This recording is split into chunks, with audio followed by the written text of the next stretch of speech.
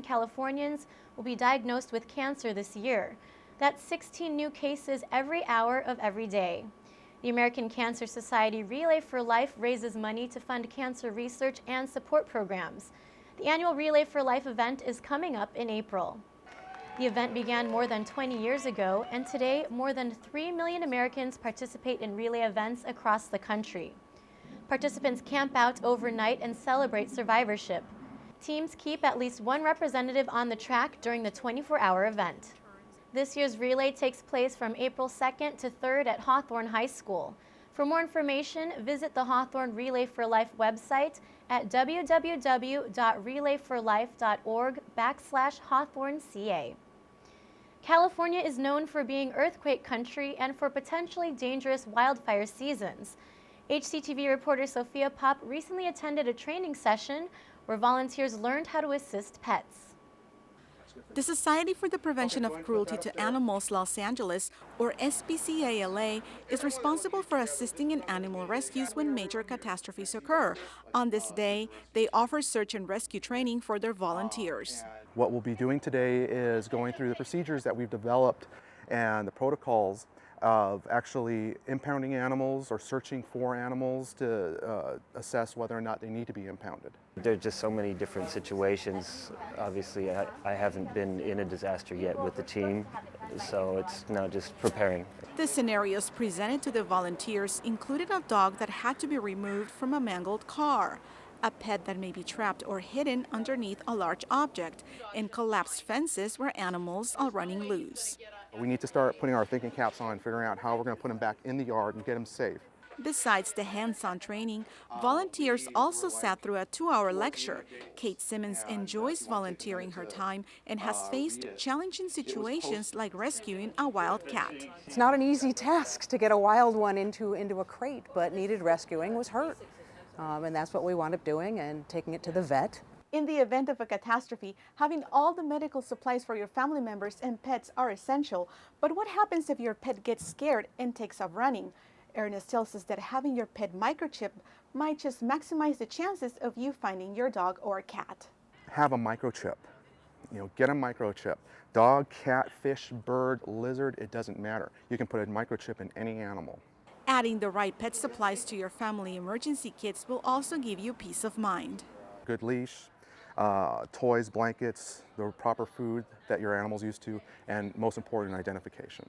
Ernest says, above all, it's important to remain calm during an emergency and look after yourself first so you can ensure the welfare of your loved ones. I'm Sophia Pop, HCTV.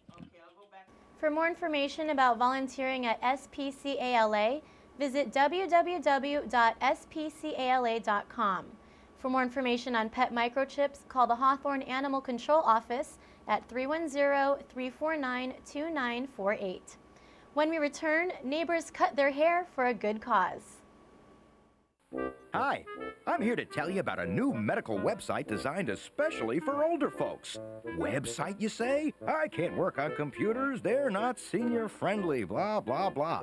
But the National Institutes of Health fixed all that. Now you can make the type bigger, increase contrast, even make it talk to you. Arthritis. Just go to NIHseniorhealth.gov and get the best medical information available anywhere. NIHseniorhealth.gov, built with you in mind. Yeah, but did you see how much he had to drink last night? I can't believe that guy made it home. Nobody drives drunk anymore. Hold on, I got another call coming in.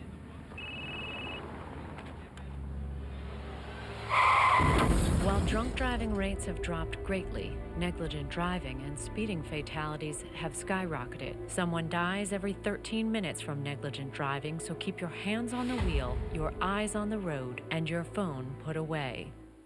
Now, Krista, make sure you stay with her the whole time. She's new to the country. This is her first day. This is a brand new country. It's a whole different culture. Gonna be okay. Now, make sure you stay with her the whole time. I'll be here right after school to pick you up. Okay, Mom. Okay, have fun. Bye-bye. Bye. Ignore my mom. She's so annoying. She's totally freaking out about this whole thing. She freaks out about everything. She always does that. Ugh. Ignore my mom. So, ready for your first day in the Wicked Castle of Doom? I mean, like, seriously, it's so boring. I don't know how they could put us through this, like, every single day. How many schools do you have in your village?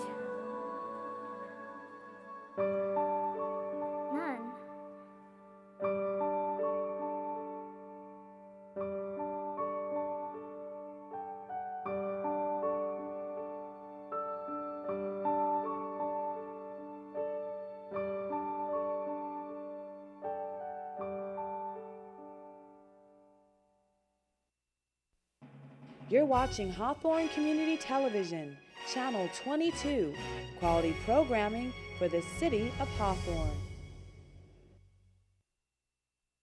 The Wild Horse Native American Association was founded in 1989 as an intertribal powwow drum group.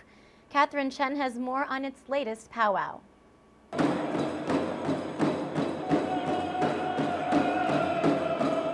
The Wild Horse Native American Association held its 15th annual powwow at Lawndale High, drawing together tribes from all over the nation and community members fascinated by American Indian culture. My grandma, she's Indian and she's very in this community, so she told us about it yesterday, and since I'm off, I was like, might as well come and see what it's like. We just go out and educate the community that Native Americans are still living and are here, and want to be heard. The association promotes education, sobriety, and the preservation of Indian traditions. I think we need to learn about the history and the Native American community and what they have given all of us. They were the first people living in the Americas, and we need to honor them. We're losing a lot of our cultures now, and Indian is a very spiritual culture. It would be nice to show what it's actually still like. The two-day event featured Indian song and dance performances. It's just a way of bringing people together, bringing just not only natives but different nationality. They come together and they enjoy the program, and we enjoy putting on the program. What catches me is the beat of the drums, because I like the salsa dance and I play a little percussion, and when I come in here and you feel that vibe, whether it's the instruments playing and just some of the attire that they have is really amazing. For Mark Roanhorse, a powwow is a chance for him to share and honor his heritage. I look at it this way. Powwow is my family. It don't matter where I'm at, I always know somebody or somebody knows me, and it's a good feeling to have. This year's powwow also featured 25 vendors displaying jewelry and arts and crafts. For HCTV, I'm Catherine Chen.